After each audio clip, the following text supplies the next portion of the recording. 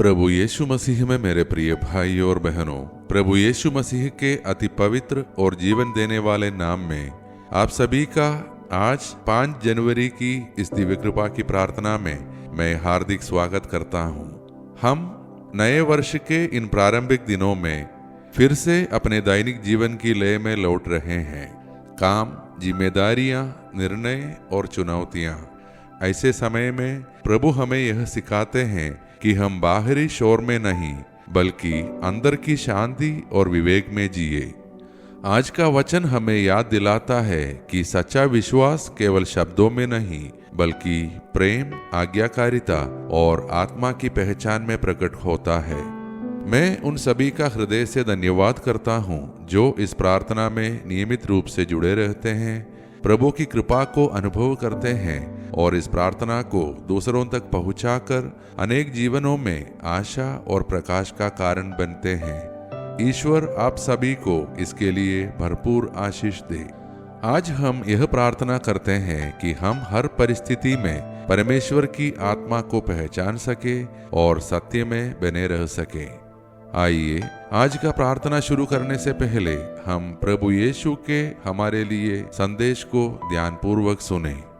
मेरे प्रिय बच्चे, मैं तुम्हारे हृदय को जानता हूँ। मैं जानता हूँ कि तुम क्या चाहते हो और किससे डरते हो।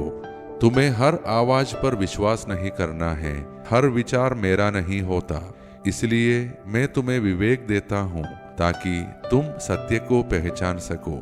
यदि तुम प्रेम में चलते हो, यदि तुम मेरे नाम पर विश्वास करते हो, तो मेरा आत्मा तुम्हारे भीतर कार्य कर रहा है। डरो मत, मैं तुम्हें अकेला नहीं छोड़ता। मेरी आत्मा तुम्हें सही मार्ग दिखाएगी और तुम्हें भटकने नहीं देगी। मुझ में बने रहो और तुम शांति पाओगे। तुम्हारा प्रभु यीशु। मेरे प्रिय भाइयों और बहनों, आज का हमारा मनन का वचन संत योहन का पहला पत्र से है, अध्याय 3 पद संज्ञा 22 से अध्याय 4 पद संज्ञा 6 तक।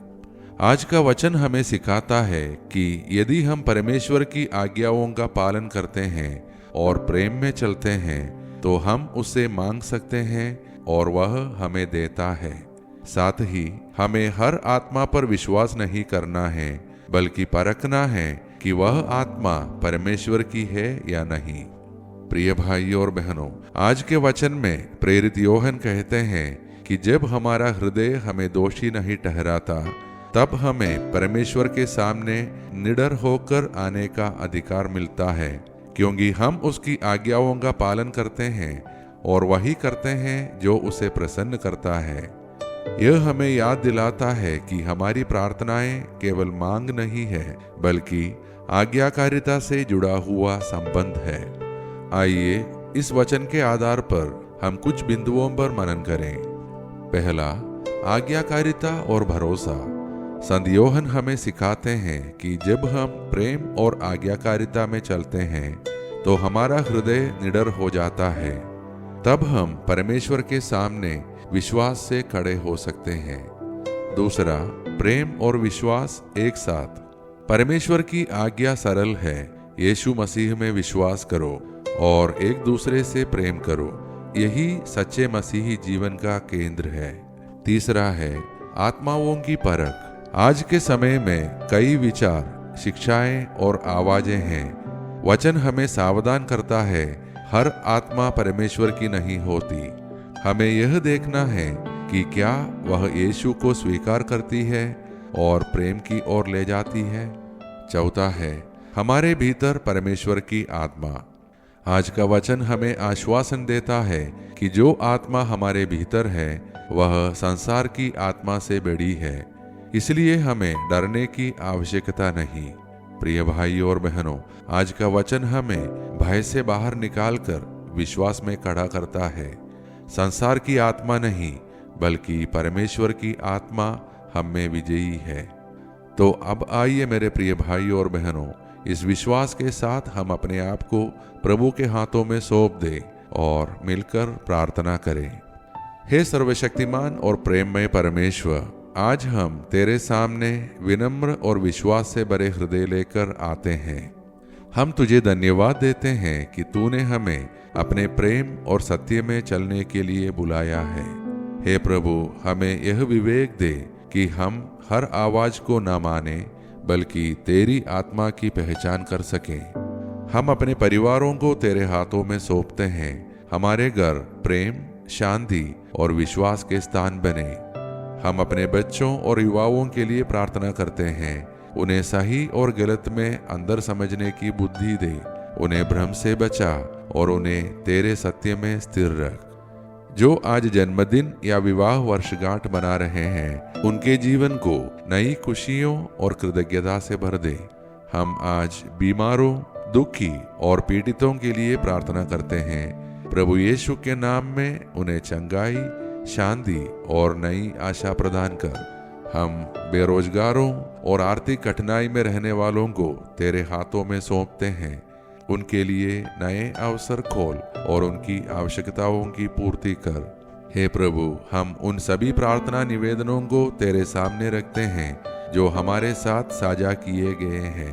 यदि वे तेरी इच्छा के अनुसार हो तो उनके हृदय की प्रार्थनाओं को पूरी कर। हम सबको हर प्रकार के पाप, दुर्घटना, अनहोनी और अचानक व असमय मृत्यु से सुरक्षित रख। हम अपने देश के शासकों, अधिकारियों और नेताओं के लिए भी प्रार्थना करते हैं कि उन्हें सत्य, न्याय और करुणा प्रदान कर, ताकि हमारे देश और विश्व में शांति और धार्मिक सद्भाव बना रहे। हे प्रभु, हमें हर झूठी आत्मा, हर भ्रम, हर धोखे से सुरक्षित रख। हमें सत्य की आत्मा में चलना सिखा। हमारे विचारों, निर्णयों और मार्गदर्शन में पवित्र आत्मा की अगुवाई हो। ये सारे प्रार्थनाएं और हमारे मन के अन्य प्रार्थनाएं हम समर्पित करते हैं हमारे प्रभु यीशु मसीह के नाम पर। आमीन। मेरे प्रिय भाइयों और बहनों, यदि आज की यह प्रार्थना आपके हृदय में विवेक, शांति और विश्वास जगाए तो कृपया इसे अपने परिवार व मित्रों के साथ शेयर करें, ताकि वे भी सत्य की आत्मा में स्थिर रह सकें। हम कल की दिव्य कृपा की प्रार्थना में फिर मिलेंगे। तब तक प्रभु हमको आशीष दे और हमारी रक्षा करे। आइए अब हम सब मिलकर अंतिम आशीष की प्रार्थना करें। ईश्वर को महिमा, देवदूतों को सम्मान मिले, शैतान को पराजय, पवित्र क्रूस को विजय मिले, विश्व में फैली कलीसिया को प्रतिष्ठा मिले, मृतकों को पुनरुत्थान, पश्चातापियों को स्वीकृति, कैदियों को रिहाई, रोगियों और दुर्बलों को स्वास्थ्य चंगाई, अनाथ तथा विधवाओं को न्याय मिले और विश्व के चारों दिशाओं में क्रिस्त की महती शांति और अनुग्रह की वर्षा हो। हम पर जो कि दुर्बल और पापी है, संपूर्ण विश्व पर उसकी सीमाओं तक हमारे प्रभु यीशु क्रिस्त की अनुकंपा और करुणा उतरे और छाई रहे, अब और अनंत काल तक। आमीन। धन्यवाद के साथ स्तुति का